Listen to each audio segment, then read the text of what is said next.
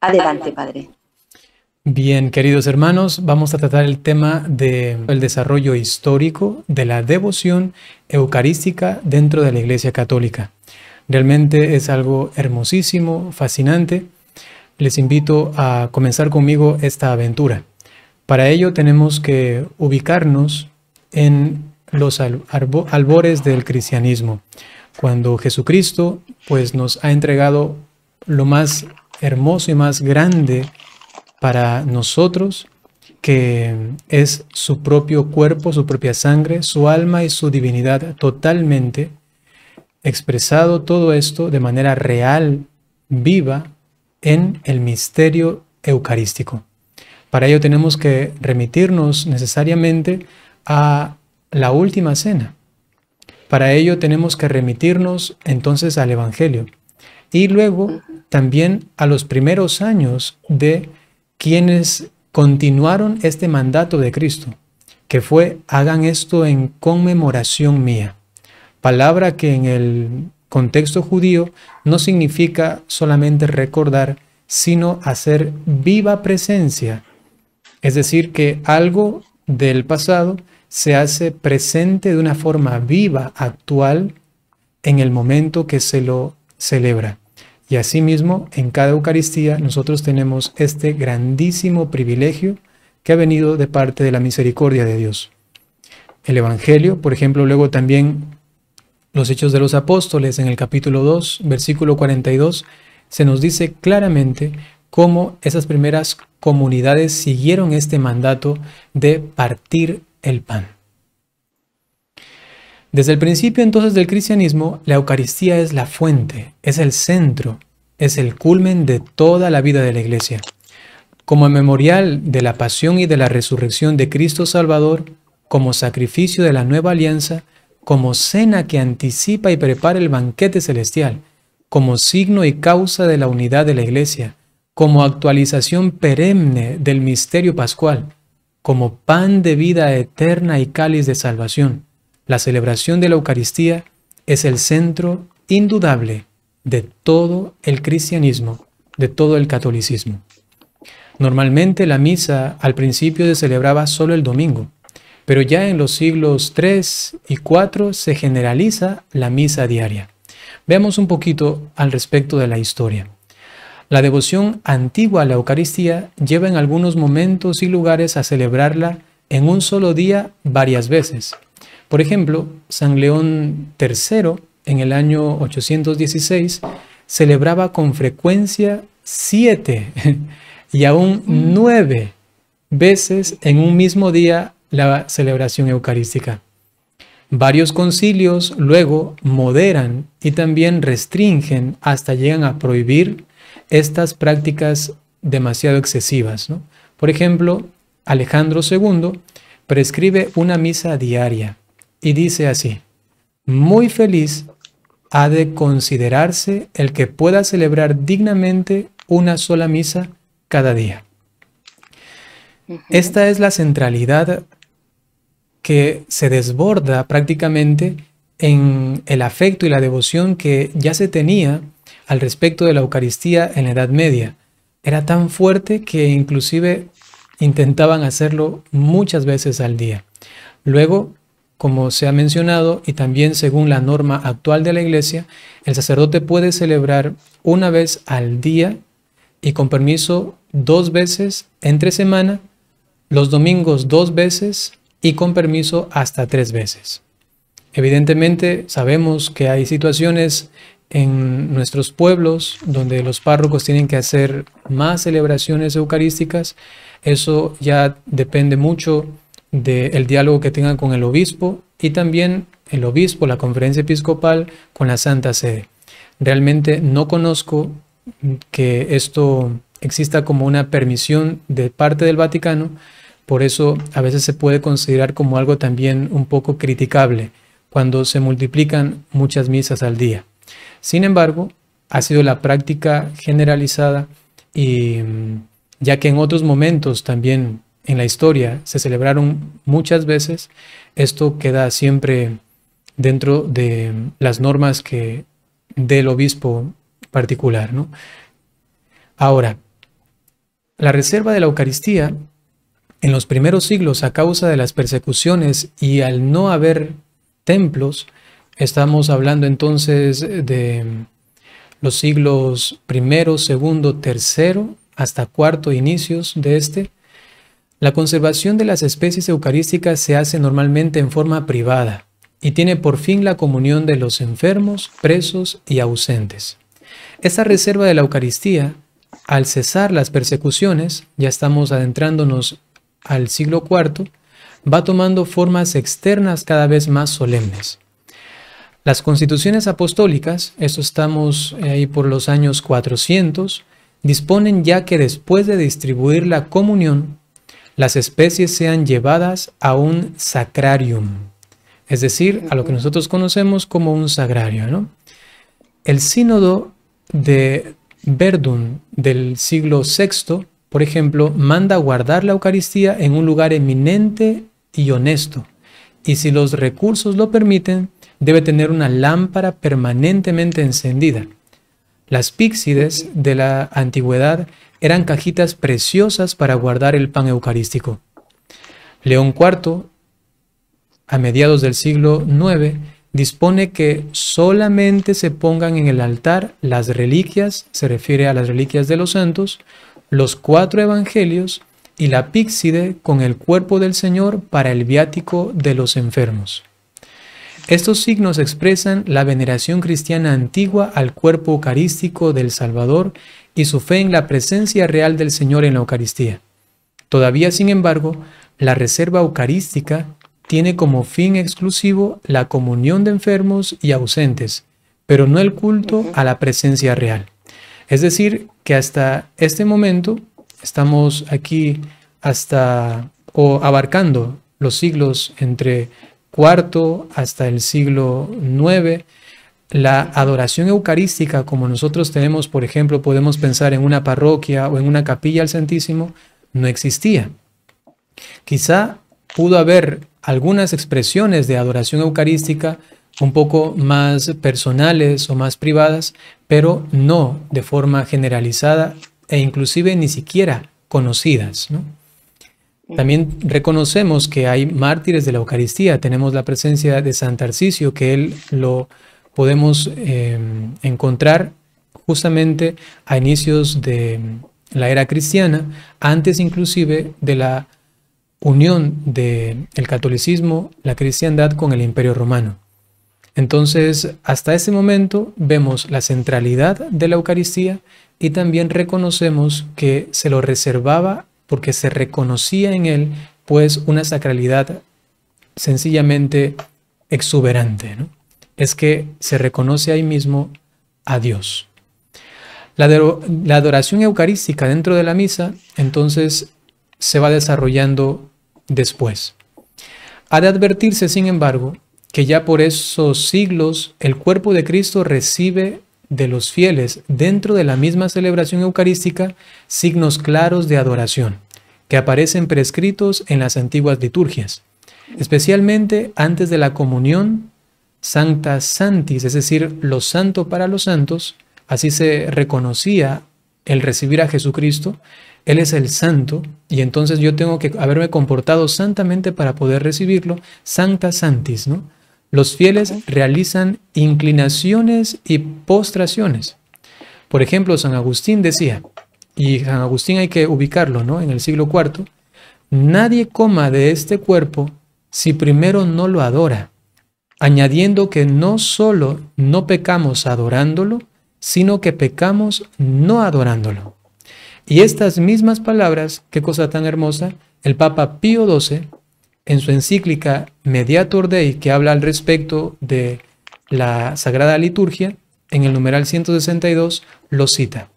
Es decir, que desde el principio se reconoce que ese pan consagrado es digno de adoración.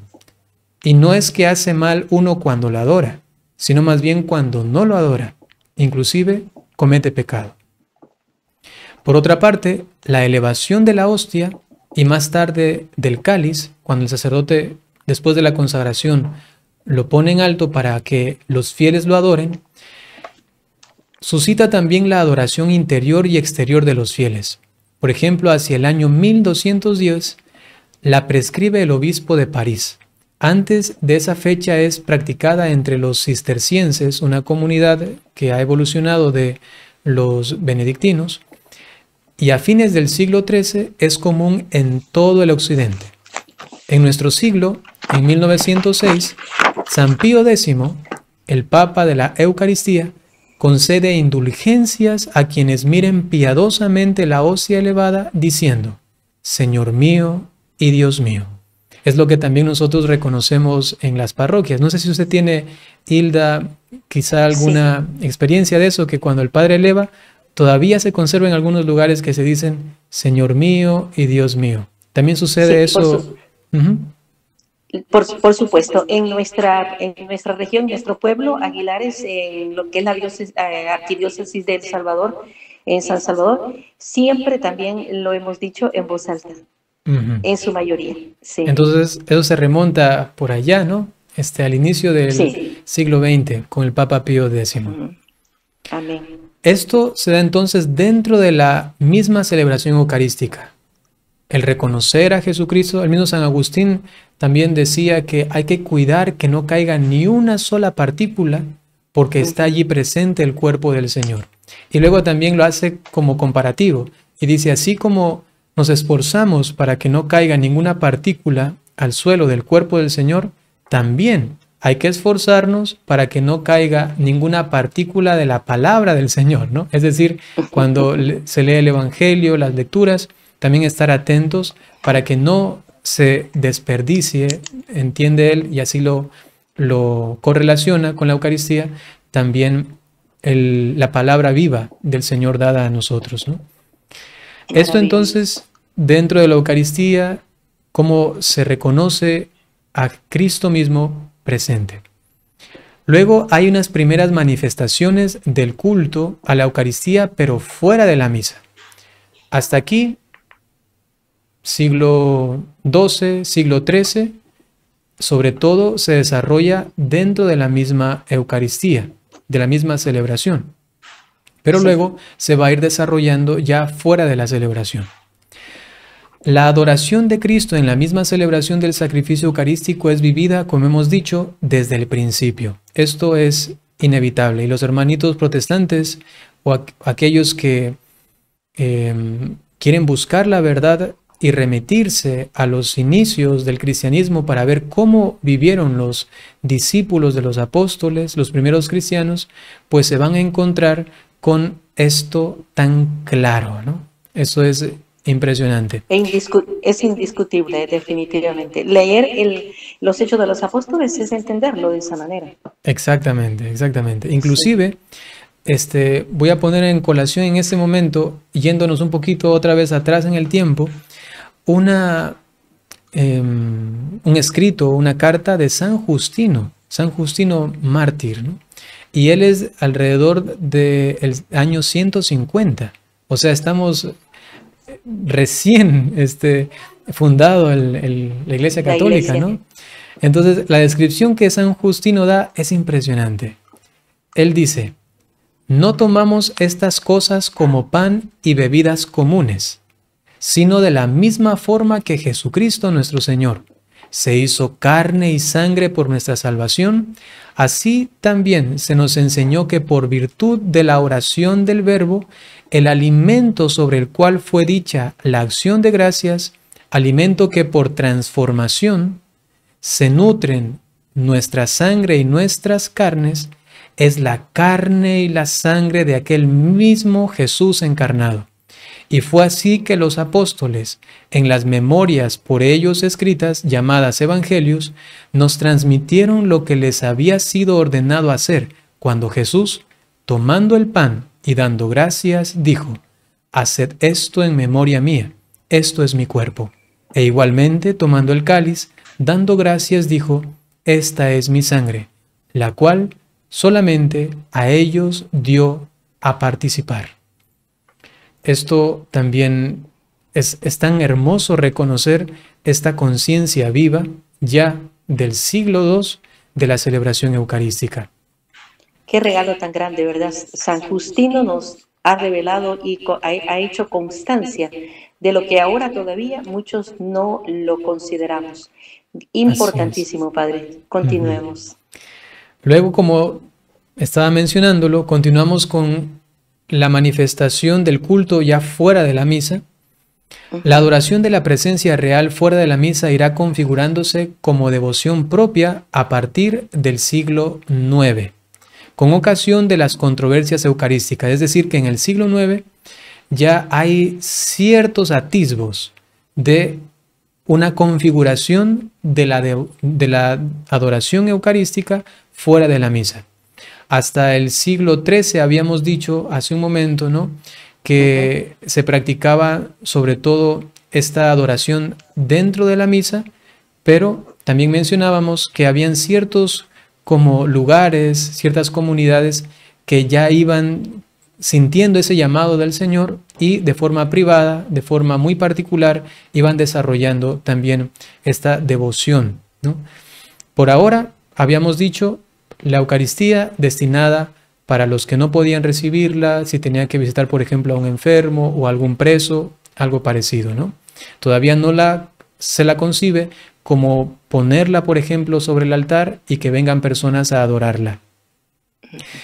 Entonces, nos encontramos en este momento en unas controversias eucarísticas, siglo IX.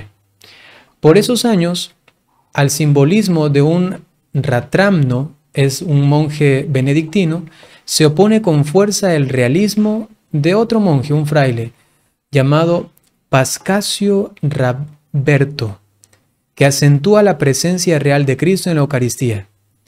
Entonces, comienzan a tener estas controversias, disputas al respecto del entendimiento teológico de la presencia de Jesucristo.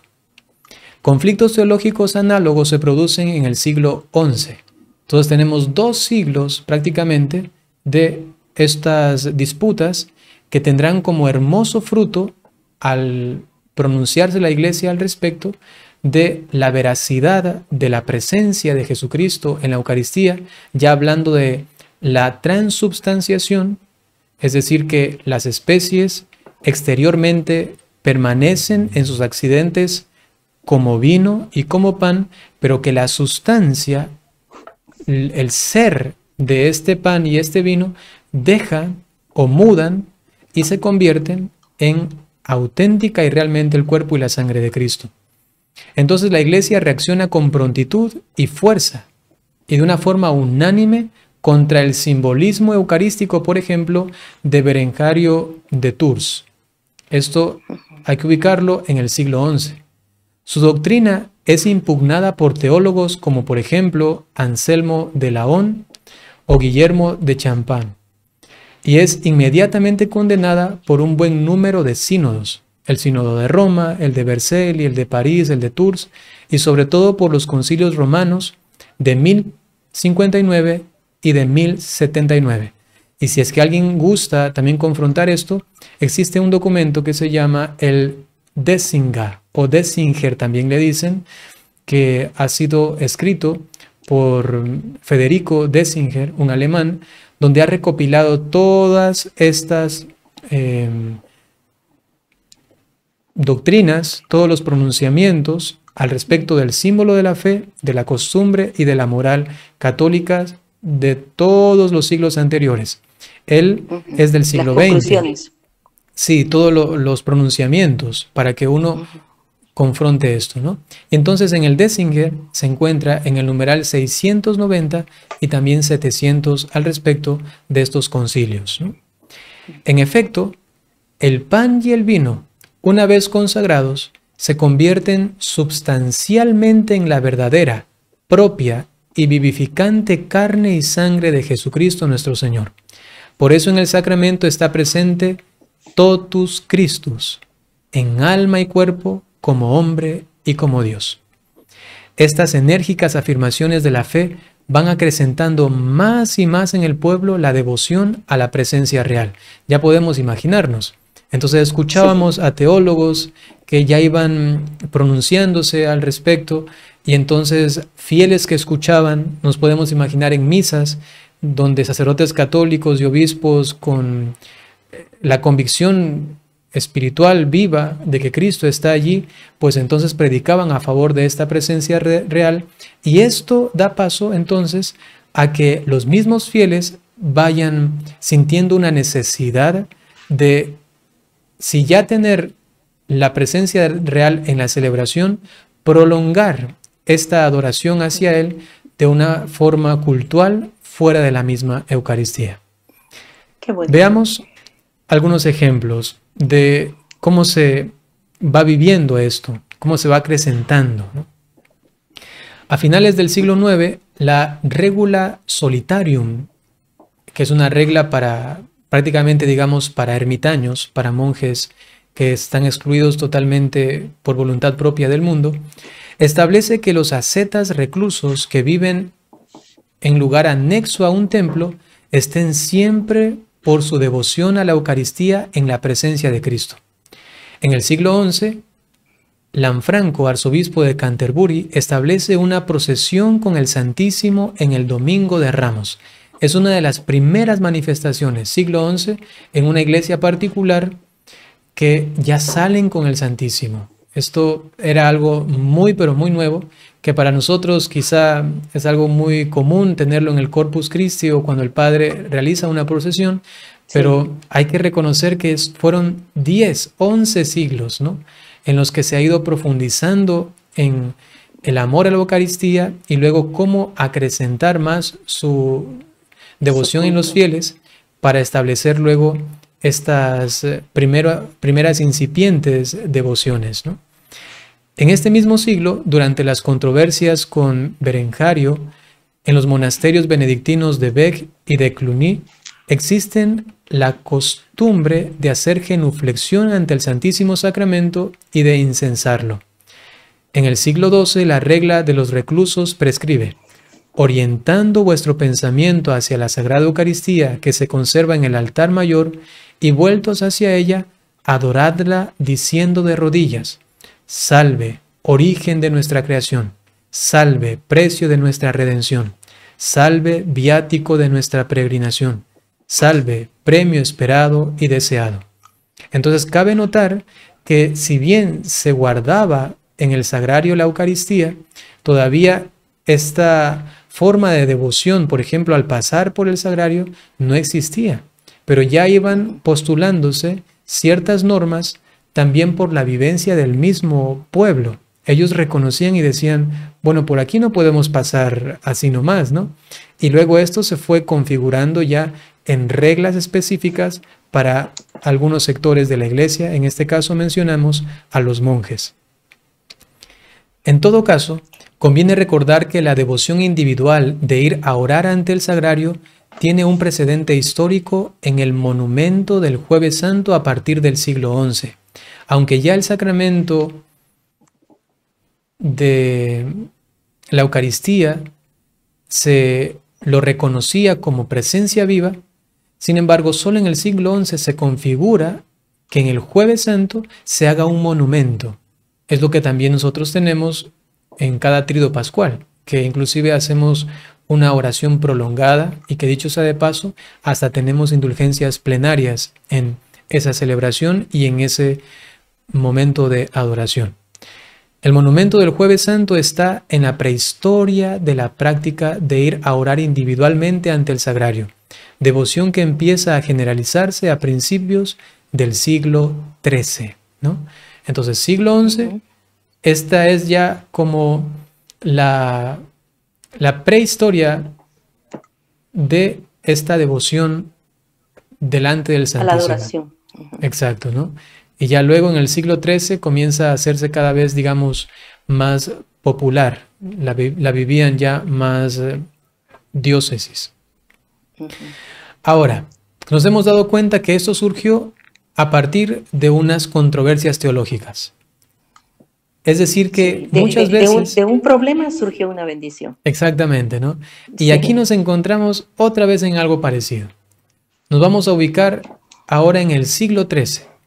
En el siglo XIII, que es donde nos hemos quedado con esta generalización del monumento del día del Jueves Santo, ahora se extiende y comienza a hablarse de una aversión a la Eucaristía. Y se lo va desarrollando de la siguiente manera. Por esos tiempos, sin embargo, no todos participan de la devoción eucarística. Y también se dan casos horribles de desafección, es decir, de falta de amor, de falta de afecto a la presencia real. Veamos a modo de ejemplo la infinita distancia que en esto se produce entre cátaros y franciscanos. Los cátaros utilizando la Eucaristía inclusive para realizar sacrilegios, ¿no? Aunque llamados católicos, pero porque pensaban que había un culto demasiado exagerado a la Eucaristía, hacían cosas abominables. En contraposición, los franciscanos, motivados por San Francisco, que reconocía la presencia del Señor y que entonces hicieron una lucha sobre todo de testimonio por la vivencia que tenían al respecto de la Eucaristía.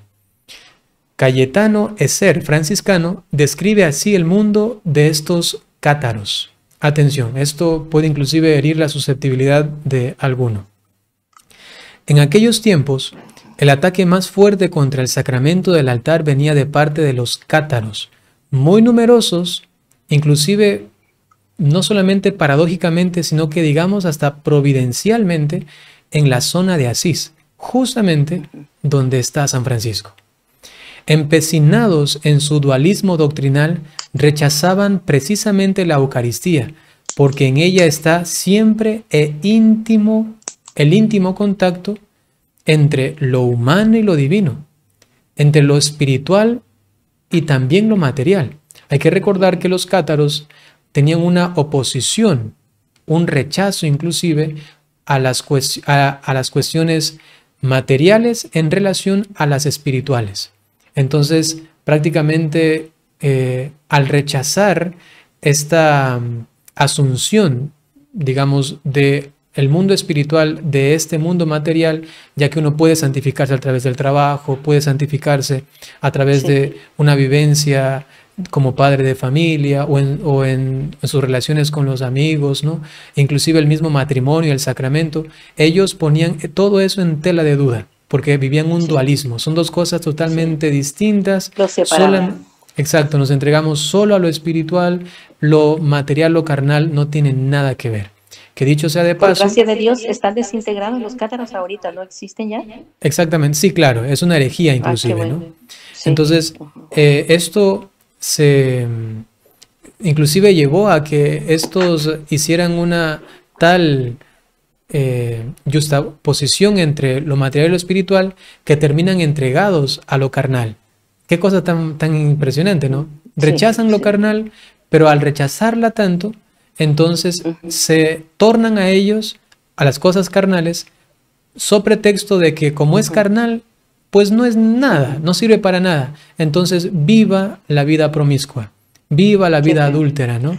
O sea, mire cómo se puede degenerar también, inclusive cuando uno quiere ser demasiado espiritual y dice, no, las cosas materiales, las cosas físicas no sirven, y en cambio eso mismo recrudece su carnalidad, ¿no? Porque cuando se une lo humano y lo divino, el ser humano entonces se halla a sí mismo, ¿no? Y eso es maravilloso, y es la expresión misma de la Eucaristía. Entonces estos lamentables cátaros hacían esta división total, diciendo, no es posible que algo tan sacratísimo que es Dios esté presente en algo material, que es la especie del pan y la especie del vino, ¿no? Entonces, olvidando que somos templos nosotros. Exactamente, ¿no? Qué dignidad tan grande, ¿no? Así es. Entonces, ellos lo rechazan, inclusive piensan que debe ser desaparecido cualquier culto a la Eucaristía. Por oportunismo conservaban un cierto rito de la fracción del pan, meramente conmemorativo, nada más. Para ellos el sacrificio mismo de Cristo no tenía ningún sentido. Otros herejes declaraban hasta malvado este sacramento católico. Qué cosa tan fuerte.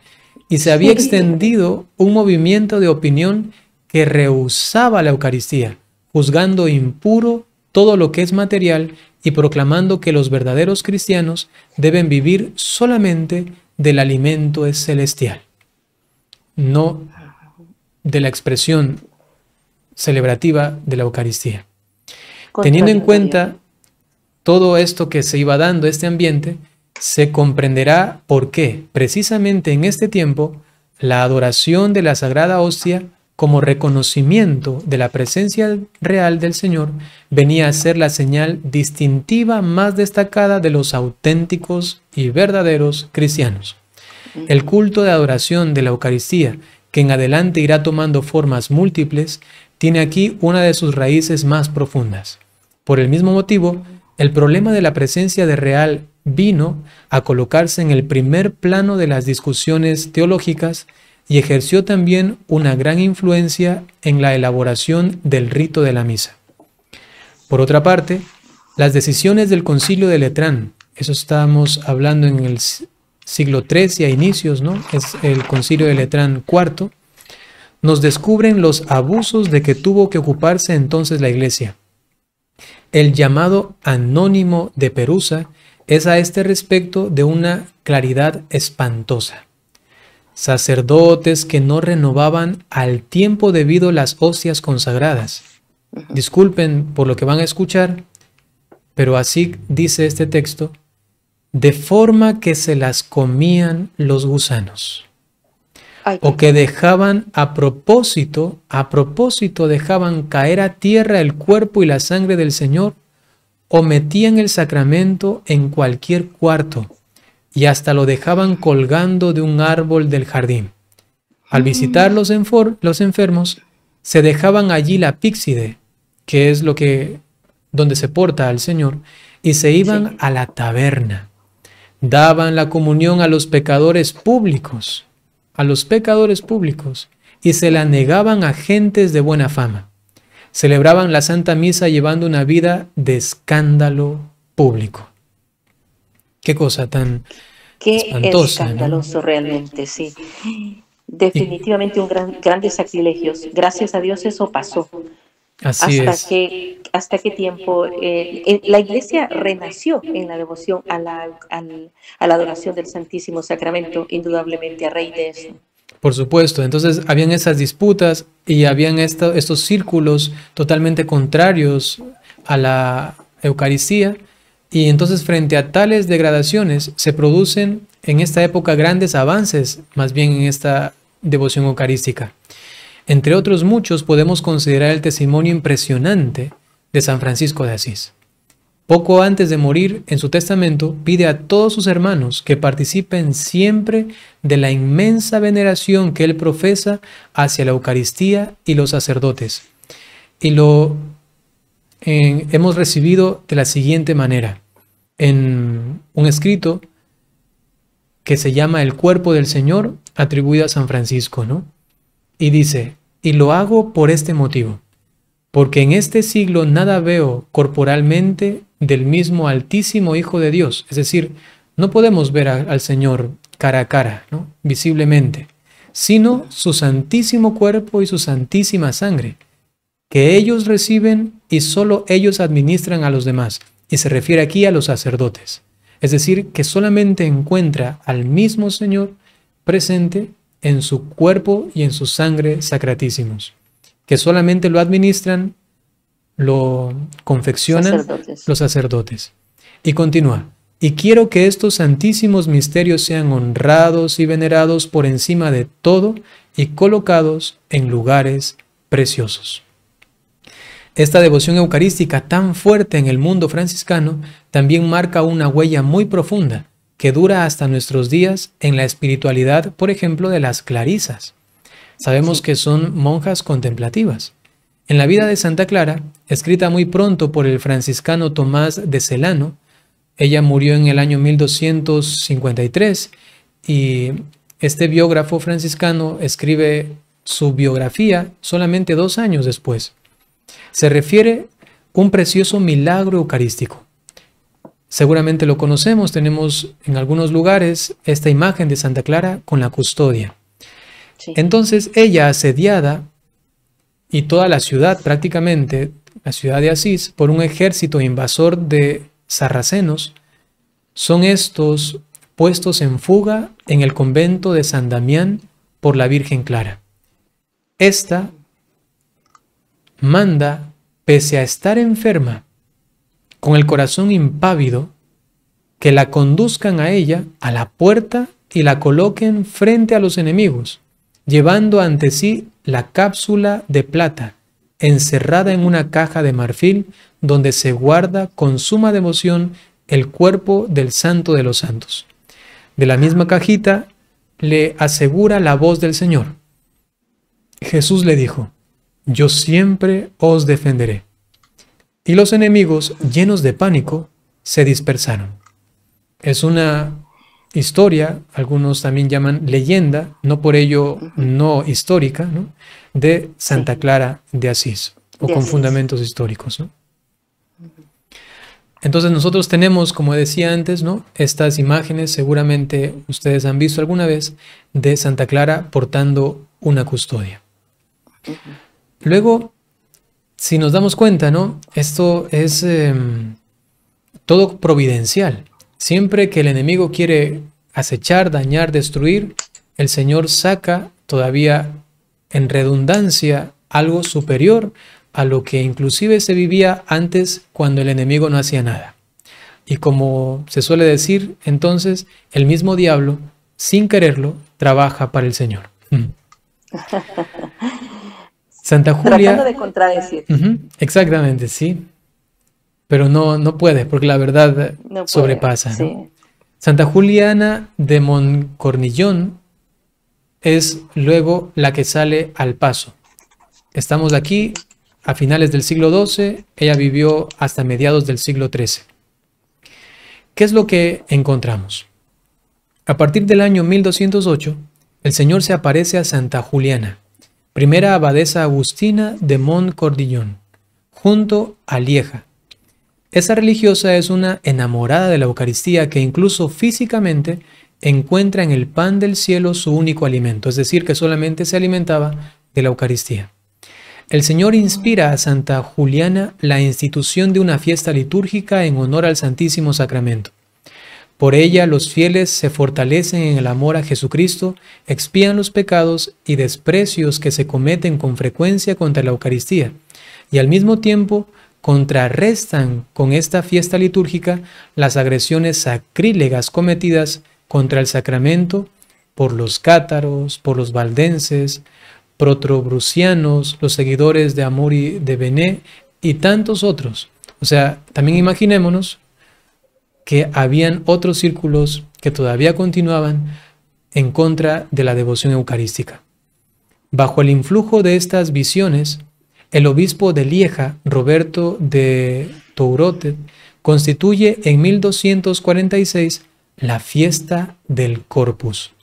Hay que distinguir esta fiesta del Corpus de la que luego será ya proclamada universalmente por el Papa Urbano IV y que luego será ratificada más o menos 60 años después por el siguiente Papa, ¿no? Y entonces, Hugo de Sancher, dominico, cardenal legado para Alemania, extiende la fiesta a todo el territorio de su legación. Es decir, que se celebra una fiesta del Corpus en una iglesia particular, es decir, en una diócesis se puede decir. Y poco después, en 1264, el Papa Urbano IV, antiguo arcediano de Lieja, es decir, que también era muy cercano a esta zona, ya también tenía esta devoción eucarística, también conocía a esta Juliana, que luego será santa. Santa Juliana. Extiende la fiesta y la va constituyendo una solemnidad litúrgica a toda la iglesia latina, mediante una bula cuyo nombre es Transiturus. Esta carta magna del culto eucarístico es un himno a la presencia de Cristo en el sacramento y al amor inmenso del Redentor que se hace nuestro pan espiritual. Es de notar que en esta bula romana se indican ya los fines del culto eucarístico que más adelante serán señalados por el Concilio de Trento, también por el Papa Pío XII con la encíclica Mediator Dei y por otros documentos pontificios recientes. Se señalan allí 5 cosas que prácticamente son ya los fundamentos que se prolongarán al respecto de la devoción eucarística. Primero, reparación, para confundir la maldad e insensatez de los herejes. Segundo, alabanza, para que clero y pueblo, alegrándose juntos, alcen cantos de alabanzas al Señor. Tercero, servicio. ¿A quién? A Cristo nuestro Rey, a través del culto eucarístico. Cuarto, adoración y contemplación. Adorar, venerar, dar culto, glorificar, amar y abrazar el sacramento excelentísimo. Y quinto, anticipación del cielo, para que pasado el curso de esta vida se les conceda como premio.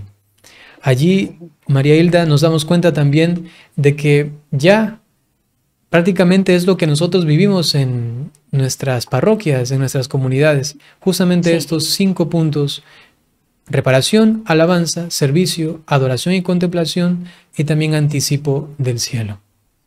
Padre, no dejo de pensar en el acontecimiento que tenemos tan impregnado en los salvadoreños después de que se tomaron en la ciudad de Aguilares, cuando pues entraron al convento, mataron, destruyeron todo lo que pudieron, sacaron el Santísimo, lo pisaron, y enseguida pues San Óscar Romero, siendo arzobispo de San Salvador, decidió hacer una procesión con el Santísimo Sacramento alrededor de toda esa ciudad para lograr estos 5 aspectos que usted está mencionando. Definitivamente, en reparación de todo lo que había sucedido. Qué hermoso, qué hermoso. Sí. Y hay que mencionar también a Monseñor Romero, qué bonito, ¿no? Recordando sus 2 grandes amores, ¿no? El primero de ellos, pues, la Eucaristía. Así es. La nueva devoción, sin embargo, ya en la misma Lieja, en esta zona, haya al principio no pocas oposiciones. Siempre hay como esos obstáculos, pero que, como siempre, también se saca mayor fruto. El Cabildo Catedralicio, por ejemplo, estima que ya basta la misa diaria para honrar el cuerpo eucarístico de Cristo. De hecho, por una serie de factores adversos, la bula de 1264 permanece durante 50 años como letra muerta. Lo que les mencionaba, lo que ya habían determinado el Papa Urbano IV prácticamente no se difundió, no se hizo como oír en todo el orbe, por lo menos, lo olvidaron, de la Iglesia Latina, ¿no? Entonces 50 años, 60 años, prácticamente esto no se vivió como él quiso, y más bien habían algunos que decían, no, pero es suficiente, solamente con la misa diaria ya damos el culto necesario al Señor. Prevalece, sin embargo, la voluntad del Señor, y la fiesta del Corpus va siendo aceptada en muchos lugares. En Venecia, en 1295, en Wurzburgo, en 1298, en Amiens, en 1306, la Orden del Carmen, en 1306 también, y en otros muchos lugares. Los títulos que recibe en los libros litúrgicos son significativos. Se llama, por ejemplo, Día Eucarístico o Festividad Eucarística, también Festividad del Sacramento, o la fiesta, o también se les solía decir el día, ¿no? Como haciendo hincapié de que este es el día, ¿no? Como lo máximo. Exactamente. Solemnitas Corporis, la solemnidad del cuerpo, o también la solemnidad del cuerpo de nuestro Señor Jesucristo. También se le llamaba la fiesta del cuerpo de Cristo, o también sencillamente se le llamaba el cuerpo, ¿no? El Concilio de Vienne, finalmente, en 1314, renueva la bula del Papa Urbano IV. Diócesis y órdenes religiosas aceptan la fiesta del Corpus, y ya para el año 1324 es celebrada en todo el mundo cristiano. Ahora, qué bonito. La celebración del Corpus implica ya en el siglo XIII, nos encontramos ya finales del siglo XIII, inicios del XIV, implica una procesión solemne en la que se realiza una exposición ambulante del sacramento, y de ella van derivando otras procesiones con el Santísimo, por ejemplo, para bendecir los campos, para realizar determinadas rogativas o reparaciones, entre otras muchas. Por otra parte, esta presencia palpable, visible de Dios, esta inmediatez de su presencia, objeto singular de adoración, produjo un impacto muy notable en la mentalidad cristiana occidental e introdujo nuevas formas de piedad, exigiendo rituales nuevos y creando la literatura piadosa correspondiente. En el siglo XIV se practicaba ya la exposición solemne y se bendecía con el Santísimo. Es el tiempo en que se crearon los altares y las capillas del Santísimo Sacramento.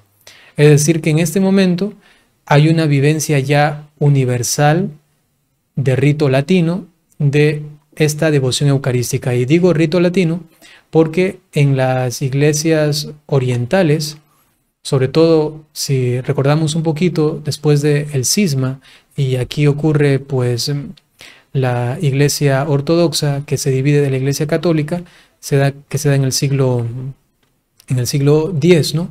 Entonces cuando ocurre todo esto, la iglesia católica ha desarrollado la devoción eucarística, pero la iglesia ortodoxa no.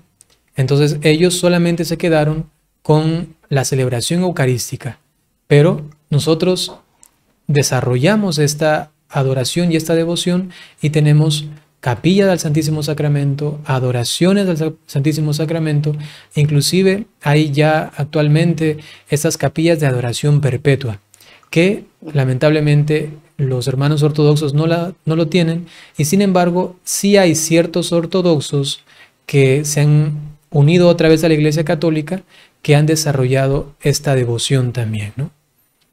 Las exposiciones mayores se van implantando en el siglo XV y siempre la patria de ella es la Europa Central. Imagínense, Alemania. Es como el auge, ¿no? Y actualmente, sí, cómo este hermano mayor nuestro se encuentra en desvaríos, ¿no? Desvirtuado. Luego también Escandinavia y los Países Bajos fueron los centros de difusión de las prácticas eucarísticas en general. Al principio, colocado sobre el altar, el sacramento es adorado en silencio. Poco a poco va desarrollándose un ritual de estas adoraciones, con cantos propios como el Ave Verum Corpus Natum ex Maria Virgine, muy popular, en el que tan bellamente se une la devoción eucarística con también la devoción mariana. La exposición del Santísimo recibe una acogida popular tan entusiasta que ya hacia 1500 muchas iglesias la practican todos los domingos, normalmente después del rezo de las vísperas. Tradición que hay que decirlo que hasta hoy perdura, por ejemplo, en los monasterios benedictinos de la congregación de Solesmes. Entonces rezan vísperas y luego la adoración eucarística. La costumbre y también la mayoría de los rituales prescribe arrodillarse en la presencia del Santísimo. En los comienzos, el Santísimo se mantenía velado tanto en las procesiones como en las exposiciones eucarísticas, pero la costumbre y la disciplina de la Iglesia van disponiendo ya en el siglo XIV la exposición del cuerpo de Cristo in cristallo o in pixide cristalina, ¿no? Es decir, que ya se lo mostraba a través de un cristal, porque hasta ese tiempo se lo exponía, pero no era como uno pensase, ¿no?, en la custodia, sí, sino justamente reservado, ¿no? Entonces hasta el siglo XIV ya se hace general el que sea expuesto a través de un cristal. Visible. Luego de esto, ¿qué podemos decir? Prácticamente se ha desarrollado un culto que necesitaba de personas que mantengan este culto, esta devoción y lo propaguen. Para ello se comenzaron a conformar cofradías eucarísticas y se van extendiendo. Por ejemplo, a finales del siglo XIII, inicios del XIV, ya se van dando muchos nombres y modalidades de cofradías. Ellos se encargaban de acompañar al Santísimo cuando era llevado a los enfermos, o en las procesiones, o cuidando de los altares, las capillas del Santísimo, entre muchas otras iniciativas de las mismas cofradías, pero también al servicio, evidentemente, de lo que el sacerdote disponga para ayudarle en tal o cual celebración. Todas estas hermandades centradas en la Eucaristía son agregadas a una archicofradía del Santísimo Sacramento por Pablo III en una bula llamada Dominus Noster Jesus Christus en el año 1539, y tienen un influjo muy grande y benéfico en la vida espiritual del pueblo cristiano. Algunas, como la Compañía del Santísimo Sacramento, fundada en París en 1630, llegaron a formar escuelas completas de vida espiritual para los laicos. Su fundador fue el duque de Ventadour, casado con María Luisa de Luxemburgo. En 1629, ella ingresa al Carmelo y él toma el camino del sacerdocio, por medio de una dispensa papal que les permitió vivir estas vocaciones, aun cuando ellos estuvieron casados. Es también algo muy, quizá, llamativo, ¿no? Sí. Que ha sucedido Único, también en la historia. sí. Sí, qué lindo. Entonces las asociaciones, las horas eucarísticas se multiplican en el decurso de los siglos. Algunas de ellas quizá inclusive que hasta ahora se las conocen: la Guardia de Honor, la Cofradía de la Hora Santa, los Jueves Sacerdotales. También hay una que ha sido recientemente... Adoradores nocturnos. Los adoradores nocturnos, ¿no? También hay una Sí. que enfatiza la devoción en los niños y se llama la Cruzada Eucarística, también muy Sí. importante. Sí, mi padre era guardiana del Santísimo Sacramento. En El Salvador. Sí, En yo El Salvador, les sí. conozco y les aprecio muchísimo a todas estas adoratrices, ¿no? Es algo muy, muy hermoso. Sí. Atención especial merece hoy, por su difusión casi universal en la Iglesia Católica, lo que usted mencionaba, la adoración nocturna. Aunque tiene varios precedentes, como más tarde quizá lo podemos mencionar un momento, en su forma actual procede de la asociación iniciada en París por Hermann Cohen el 6 de diciembre de 1848, hace pues prácticamente casi 2 siglos. De allí viene pues esta devoción, en cambio a ser la adoración durante toda la noche. Los últimos 8 siglos de la historia de la Iglesia suponen en los fieles católicos un crescendo, un acrecentar, un avivamiento notable en la devoción a Cristo presente en la Eucaristía. En efecto, a partir del siglo XIII, como hemos visto, la devoción al sacramento se va difundiendo más y más en el pueblo cristiano, haciéndose una parte integrante de la piedad católica común. Los predicadores, los párrocos en sus comunidades, las cofradías del Santísimo Sacramento impulsan con fuerza ese desarrollo devocional. En el crecimiento de la piedad eucarística tiene también una gran importancia la doctrina del Concilio de Trento sobre la veneración debida al sacramento.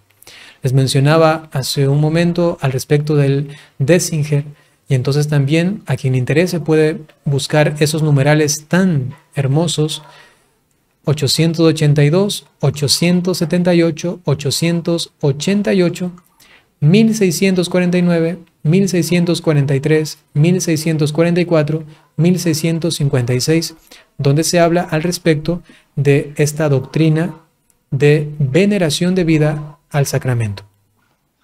Por ella se renuevan devociones antiguas y se impulsan otras nuevas. La adoración eucarística de las 40 horas, por ejemplo, tiene su origen en Roma, en el siglo XIII. Esta costumbre, marcada desde su inicio por un sentido de expiación por el pecado, 40 horas permanece Cristo en el sepulcro, reconociendo que por nuestros pecados Él murió y por eso le acompañamos este tiempo, recibe en Milán, durante el siglo XVI, un gran impulso a través de San Antonio María Zaccaria, que seguramente se ha mencionado ya al respecto en estos temas de la Eucaristía. Pero no podemos olvidar también a San Carlos Borromeo. Clemente VIII, en 1592, fija las normas para su realización de las 40 horas, ¿no? Y Urbano VIII extiende esta práctica a toda la Iglesia. En el siglo XVII se da esto. La procesión eucarística de la Minerva, que solía realizarse en las parroquias los terceros domingos de cada mes, procede de la iglesia romana de Santa María sopra Minerva. Las devociones eucarísticas que hemos visto nacer en Centro Europa arraigan de modo muy especial en España, donde adquieren expresiones de gran riqueza estética y popular, como los cieses de Sevilla o el corpus famoso de Toledo. Quizás si a alguno le interesa puede buscar en internet los cieses de Sevilla. Y dicen algunos que este seises, significa una forma sevillana de decir 16, como arrastrando, seises. Es decir, 16 seises, ¿no? Y suponía que 16 niños se ponían delante del Santísimo y hacían una danza de adoración reverencial, o sea, muy digna. Realmente es una danza muy hermosa, muy quieta, ¿no? Muy pasiva, que expresa también la adoración delante del Señor, que hasta la fecha todavía lo continúan haciendo, aunque actualmente se lo realiza solamente con 10 niños, ¿no? Que el número de niños ha ido variando, ¿no? Actualmente en Sevilla se lo hace con 10. Es muy también llamativo y también hermoso reconocer la riqueza que hay dentro de la iglesia y también en ciertos sectores que para alguno podría presentarse un poco llamativo o extraño, pero es bonito reconocer todo el proceso histórico que hay detrás de todo esto y por qué se lo está haciendo en determinado lugar, ¿no? Y de España, excelente. Y de España, inevitablemente, ¿a dónde pasa? A Hispanoamérica, ¿no? Donde reciben formas extremadamente variadas y originales, tanto en el arte como en el folclore religioso. Existen las capillas barrocas del Santísimo, procesiones festivas, exposiciones monumentales, cánticos, poesías, obras de teatro en honor a la Eucaristía. El culto a la Eucaristía fuera de la misa llega, en fin, a integrar la piedad común del pueblo cristiano. Muchos fieles practican diariamente la visita al Santísimo.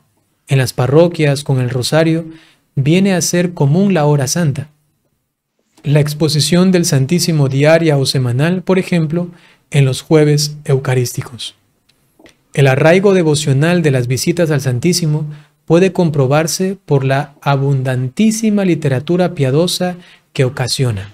Por ejemplo, entre los primeros escritos de San Alfonso María de Ligorio, estamos aquí a casi mediados del siglo XVIII, está Visite al Santísimo Sacramento, que lo escribió en 1745.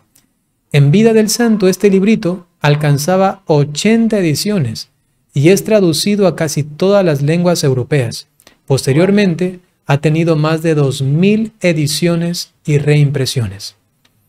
En los siglos modernos hasta hoy, la piedad eucarística cumple una función providencial de la máxima importancia, confirmando diariamente la fe de los católicos en la amorosa presencia real de Jesús resucitado, que nos sirve, pues, claramente para combatir cualquier desorden al respecto de la Eucaristía, como por ejemplo también se suscitó el jansenismo, que tenía una frialdad muy opuesta, muy, digamos, inclusive hasta hiriente contra la devoción eucarística, ¿no? Las tentaciones, inclusive a veces deístas, ¿no? De un iluminismo desencarnado, ¿no? De que a Dios lo encuentro solamente en mi conciencia, lo encuentro solamente en mi realidad, en lo que yo siento, en mi fe personal, ¿no? Eso es muy peligroso. O la actual búsqueda solamente de desarrollar el amor horizontal, ¿no? Es decir, solamente a los hermanos, pero olvidándonos de la presencia real del Señor entre nosotros de forma sacramental, ¿no? Entonces, inclusive es providencial para ordenar nuestra vida de fe, ¿no? Como se da cuenta, María Hilda, nos hemos recorrido la historia un poco, ¿no? Y eso que hacía rasgos, casi que saltándonos muchos episodios, ¿no? Pero que nos damos cuenta cómo esta devoción se ha ido desarrollando hasta que ha llegado a Estados Unidos y que, según entiendo, están haciendo toda también una, digamos, una cruzada también de reavivación.